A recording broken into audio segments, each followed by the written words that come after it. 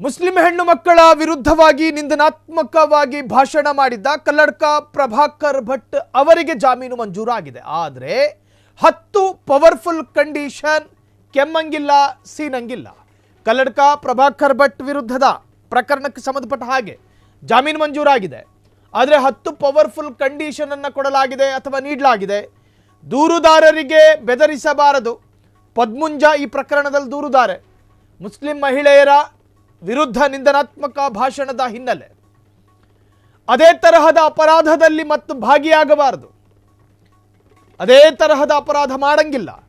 ಷರತ್ತನ್ನ ಉಲ್ಲಂಘನೆ ಮಾಡಿದ್ರೆ ತಕ್ಷಣ ಜಾಮೀನು ರದ್ದಾಗುತ್ತೆ. ಪ್ರತಿ ಗುರುವಾರ ಠಾಣೆಗೆ ಹಾಜರಾಗಬೇಕು. ಯಾರು? ಕಲ್ಲಡ್ಕ ಪ್ರಭಾಕರ್ ಭಟ್ಟರು ಪ್ರತಿ ಗುರುವಾರ ಠಾಣೆಗೆ ಹಾಜರಾಗಬೇಕು. ಕೋಮು ಕದಡುವ ಯಾವುದೇ ತರಹದ ಭಾಷಣ ಮಾಡಂಗಿಲ್ಲ. ಈ ಹಿಂದೆ ಮಾಡ್ತಿದ್ರಲ್ಲ. ಕಲ್ಲಡ್ಕ ಪ್ರಭಾಕರ್ ಭಟ್ ಜಾಮೀನು ಮಂಜೂರಾಗಿದೆ. ಆದರೆ ಅವರಿಗೆ ಪವರ್ಫುಲ್ 10 ಕಂಡೀಷನ್ ಅನ್ನು ಹಾಕಲಾಗಿದೆ.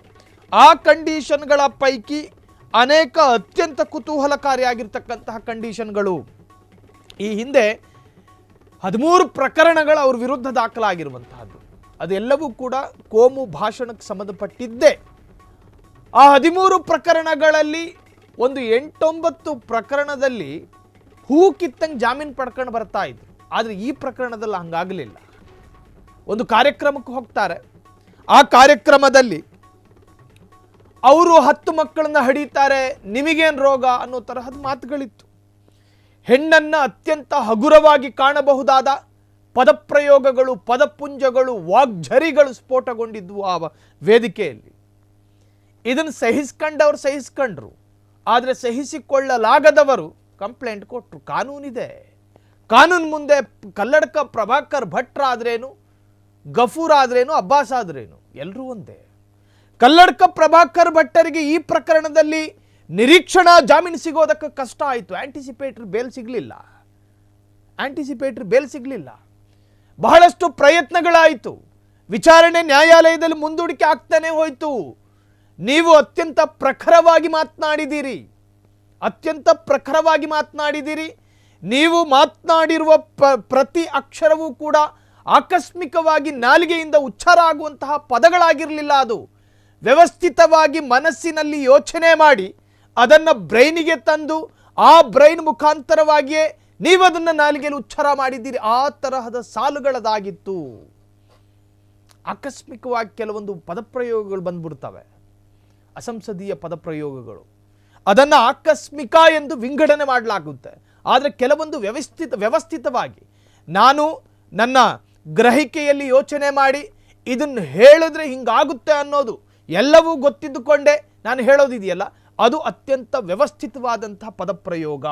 ಅದನ್ನೇ ನೀವು ಮಾಡಿದ್ದೀರಿ ಅನ್ನೋ ಅರ್ಥದಲ್ಲಿ ಈಗ ಅವರಿಗೆ ಜಾಮೀನು ಮಂಜೂರಾಗಿದೆ. ಜೊತೆಗೆ 10 ಕಂಡೀಷನ್ ಅನ್ನು ಹಾಕಲಾಗಿದೆ. ಹಾಗಾದರೆ ಈ ಪ್ರಕರಣ ಏನು? ದಕ್ಷಿಣ ಕನ್ನಡ ಜಿಲ್ಲೆಯ ಪುತ್ತೂರು ತಾಲೂಕಿನ ಉಪ್ಪಳಿಗೆ ಎಂಬಲ್ಲಿ ಆಯೋಜನೆ ಮಾಡಿದಂತಹ ದೀಪೋತ್ಸವ ಕಾರ್ಯಕ್ರಮ.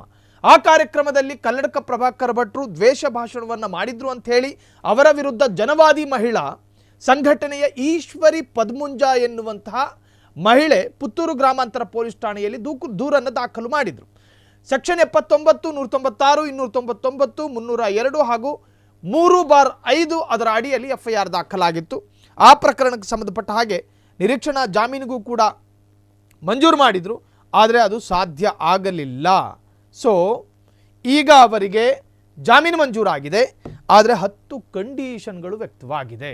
ಆ 10 ಕಂಡೀಷನ್ಗಳ ಪೈಕಿ ಈ ತರಹದ ಅಪರಾಧ ಕೃತ್ಯಗಳಲ್ಲಿ ಭಾಗಿಯಾಗಂಗಿಲ್ಲ, ಬಾಯಿಗೆ ಬಂದ ಹಾಗೆ ಮಾತನಾಡಂಗಿಲ್ಲ, ಜನರಿಗೆ ಇಷ್ಟ ಆಗುವ ಮತ್ತು ಜನರ ಮನಸ್ಸಿಗೆ ಧನಾತ್ಮಕವಾದ ಪರಿಣಾಮ ಬೀರುವ ವಿಚಾರಗಳನ್ನೇ ಮಾತನಾಡಬೇಕು. ನೀವು ಮಾತನಾಡಬೇಕಾದ್ರೆ 10 ಜನ ಕೇಳಿಸ್ಕೋಬೇಕು. ಇದರಿಂದ ಏನೋ ಉಪಕಾರ ಆಗ್ತಾ ಇದೆ, ನಮ್ಮ ಜೀವನಕ್ಕೇನೋ ಅಳವಡಿಸ್ಕೋಬಹುದು, ಹಿಂಗೆ ಮನವರಿಕೆಯಾಗಬೇಕು. ಅದು ಬಿಟ್ಟು ಎದುರು ಕೂತಿರುವ ತರುಣರ ಕಿವಿಗಳಿಗೆ ಬಿಸಿ ಬಿಸಿಯಾದ ಮಾತುಗಳನ್ನಾಡಿ ಸೌಮ್ಯ ಸ್ವಭಾವದವನನ್ನು ಕೂಡ ಕೆರಳಿಸೋ ತರಹದ ಪ್ರೇರಣಾತ್ಮಕ ಮಾತುಗಳನ್ನು ಆಡಕೂಡದು. ಇದು ತಪ್ಪು ಎಂದು ನ್ಯಾಯಾಲಯ ಅವರಿಗೆ ಕಂಡೀಷನ್ ಅನ್ನು ಹಾಕಿದೆ. ಕ್ಷಣ ಕ್ಷಣದ ಸುದ್ದಿಗಳಿಗಾಗಿ ಫ್ರೀಡಂ ಟಿವಿ ಸಬ್ಸ್ಕ್ರೈಬ್ ಮಾಡಿ, ಲೈಕ್ ಮಾಡಿ ಹಾಗೂ ಫಾಲೋ ಮಾಡಿ. ಹೊಸ ಸುದ್ದಿಗಳ ನೋಟಿಫಿಕೇಶನ್ಗಾಗಿ ಬೆಲ್ ಐಕಾನ್ ಮೇಲೆ ಕ್ಲಿಕ್ ಮಾಡಿ.